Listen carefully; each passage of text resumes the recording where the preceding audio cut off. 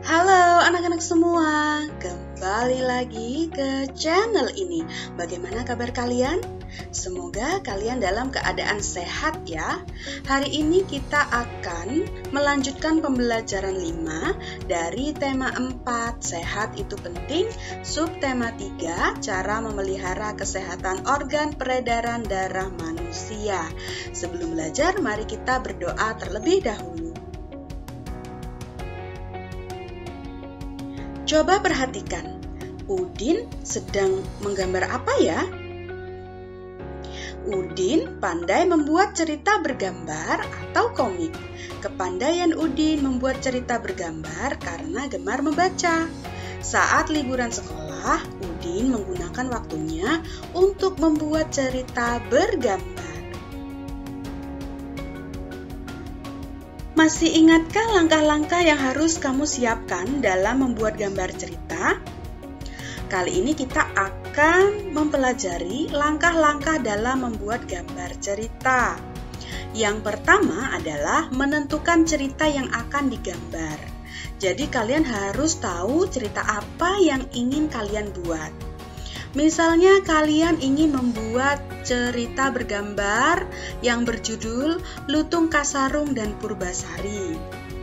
Atau kalian ingin membuat cerita bergambar yang berjudul Legenda Keong Mas. Atau juga mungkin ini kalian sudah pernah dengar, yaitu cerita Bawang Merah dan Bawang Putih. Jadi kalian bebas menentukan cerita yang akan digambar, entah itu dongeng atau cerita-cerita tentang hewan dan lainnya. Sedangkan Udin ingin membuat cerita bergambar apa ya? Ini dia. Jadi Udin akan membuat cerita bergambar yang berjudul Si Pitung. Cerita Si Pitung ini adalah cerita dari daerah Betawi. Langkah yang kedua adalah mempelajari cerita yang dipilih. Jadi setelah kalian memilih cerita, kalian harus mempelajari kisah dari cerita yang kalian pilih tersebut. Bagaimana alurnya, bagaimana kejadian-kejadian di dalam cerita tersebut. Misal kalian ingin bercerita tentang asal mula Danau Toba. Jadi kalian harus tahu siapa tokohnya dan bagaimana kejadiannya hingga terwujud Danau Toba. Atau mungkin kalian pernah mendengar cerita Malin Kundang.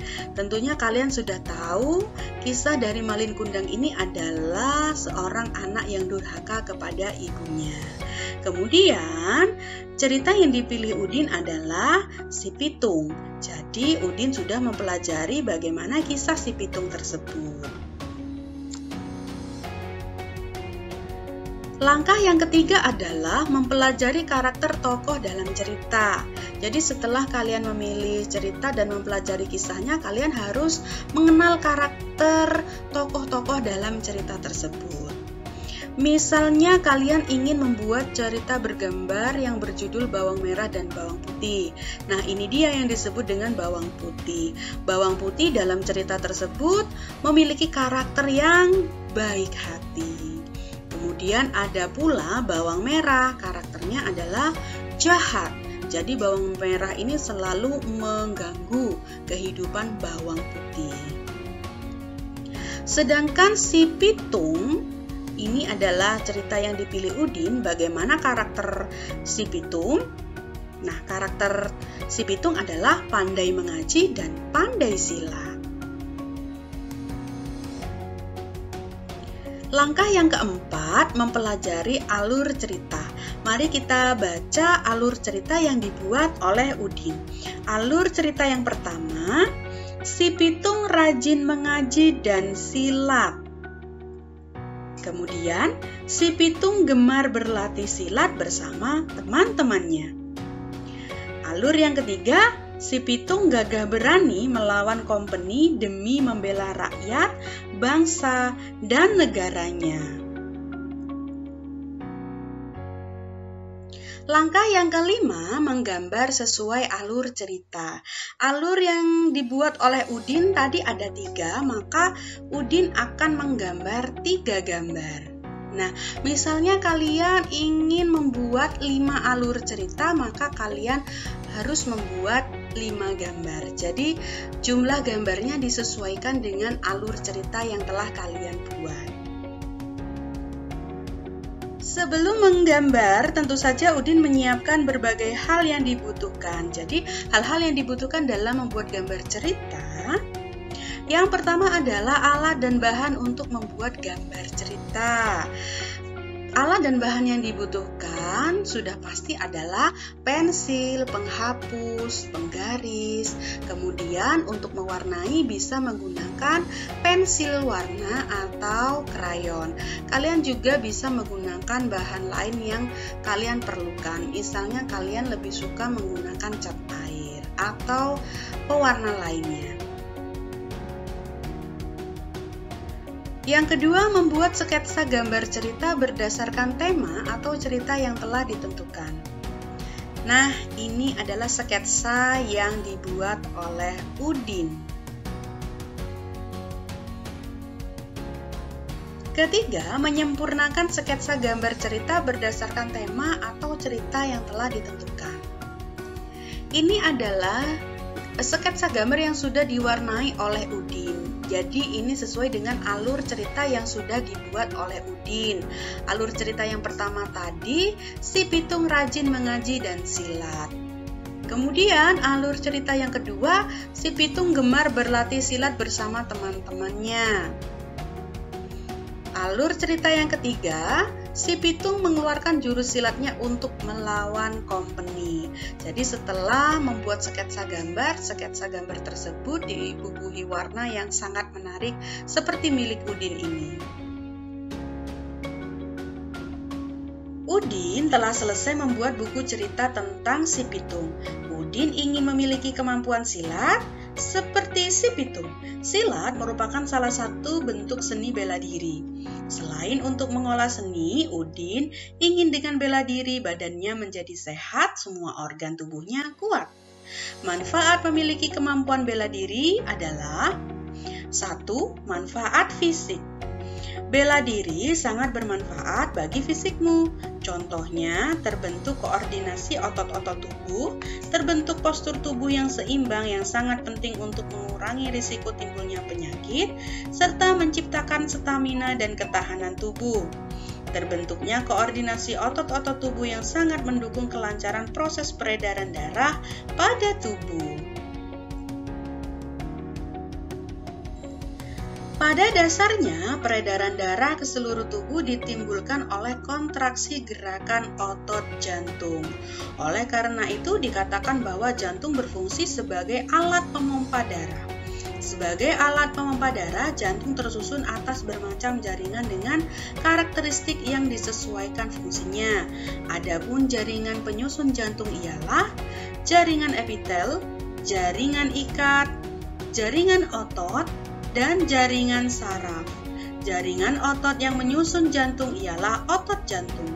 Otot ini memiliki karakteristik yang berbeda dengan jenis otot lainnya. Antara lain memiliki percabangan yang membuat banyak hubungan antar jaringan otot lainnya. Hal ini sangat cocok bagi jantung untuk memompa darah ke seluruh tubuh. Jadi, peran jantung sebagai pemompa darah sangat dipengaruhi oleh terbentuknya koordinasi otot-otot tubuh, terutama otot jantung. Untuk itu, kamu hendaknya pandai menjaga kesehatan organ peredaran darah seperti jantung. Caranya dengan berolahraga seperti ikut bela diri dan senam. Jika kamu tidak peduli terhadap kesehatan diri, maka dikhawatirkan akan timbul penyakit yang mengganggu organ peredaran darah tubuhmu. Banyak penyakit yang bisa menimbulkan gangguan pada organ peredaran darah, misalnya serangan jantung dan stroke.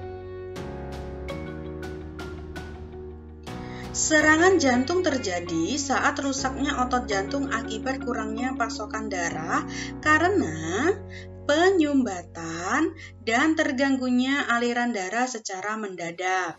Serangan jantung adalah puncak dari kerusakan yang berlangsung lama yang menimbulkan kejutan emosional, kekacauan fisiologis, dan kelelahan mental. Serangan jantung pertama kali digambarkan sebagai rasa sakit di bagian dada yang terjadi terus-menerus hingga setengah jam, kemudian menjalar ke tangan kiri dan rahang. Akibatnya muncul perasaan takut yang begitu besar dan kesulitan bernapas. Adapun stroke adalah gangguan fungsi sistem saraf yang terjadi mendadak dan disebabkan oleh gangguan peredaran darah otak. Gangguan peredaran darah otak dapat berupa tersumbatnya pembuluh darah atau pecahnya pembuluh darah. Hal ini menyebabkan kekurangan pasokan oksigen ke otak. Gangguan fungsi otak ini yang menyebabkan gejala stroke. Berdasarkan jenis-jenis penyakit yang mengganggu organ peredaran darah pada tubuh manusia, tentunya dapat kamu buat diagram alur jenis penyakit yang mengganggu organ peredaran darah seperti contoh berikut. Serangan jantung disebabkan oleh rusaknya otot jantung. Contoh lainnya, stroke disebabkan oleh gangguan fungsi sistem saraf. Coba kalian ingat-ingat penyakit apa saja yang mengganggu organ peredaran darah yang sudah kita pelajari pada pembelajaran sebelumnya. Kemudian tuliskan pula apa yang menyebabkan terjadinya penyakit tersebut. Manfaat bela diri yang kedua adalah manfaat emosional. Selain bermanfaat bagi fisikmu, bela diri juga bermanfaat untuk mengendalikan emosimu. Dalam seni bela diri, kamu akan diajarkan cara menghindari dan menghadapi lawan secara efektif dan efisien. Dengan kemampuan tersebut, kamu bisa membela diri dengan melumpuhkan penyerang sementara dan menghindari konflik berkepanjangan. Seni bela diri tidak mengajarkan kamu untuk menghabisi penyerang tanpa ampun. Manfaat bela diri yang ketiga yaitu manfaat sosial. Dalam seni bela diri, kamu akan diajarkan bahwa saat dalam posisi lemah, kamu harus bisa membela diri. Sedangkan saat dalam posisi kuat, kamu harus bisa menjadi pelindung bagi yang lemah. Misalnya, kamu dapat membela diri dari bullying teman di sekolah. Dalam seni bela diri juga diajarkan sistem kerja sama tim dengan cara latihan bersama. Selain itu, bela diri mengajarkan sikap empati dan berbuat lembut. Misalnya, saat berlatih membanting, maka kamu akan dilatih untuk menjaga agar teman berlatih tidak cedera. Selain itu, kamu juga diajari untuk memiliki rasa hormat, tidak hanya kepada guru dan teman seperguruan, tetapi juga kepada lawan. Menghormati teman, guru, dan orang lain termasuk lawan merupakan kewajiban setiap orang. Saling menghormati merupakan sikap terpuji yang harus selalu kamu biasakan dalam kehidupan sehari-hari, seperti ditegaskan dalam pantun berikut. Dari Seram ke Pulau Buru, dalam kota beli pepaya. Anak baik menghormati guru, berbakti jua kepada orang tua. Coba kalian cermati pantun tersebut. Apa hikmah yang terkandung dalam pantun tersebut? Berdasarkan amanat yang terkandung di dalamnya, termasuk jenis pantun apakah pantun itu? Buatlah pantun seperti jenis pantun tersebut. Jadi kalian sudah mempelajari macam-macam pantun pada pembelajaran sebelumnya. Pastinya kalian sekarang sudah memahami dan bisa membuat pantun yang sejenis. Akhirnya, pembelajaran kita untuk hari ini telah selesai. Terima kasih kalian sudah menonton video ini. Semoga apa yang sudah dijelaskan dapat dengan mudah kalian pahami. Sampai jumpa pada pembelajaran berikutnya.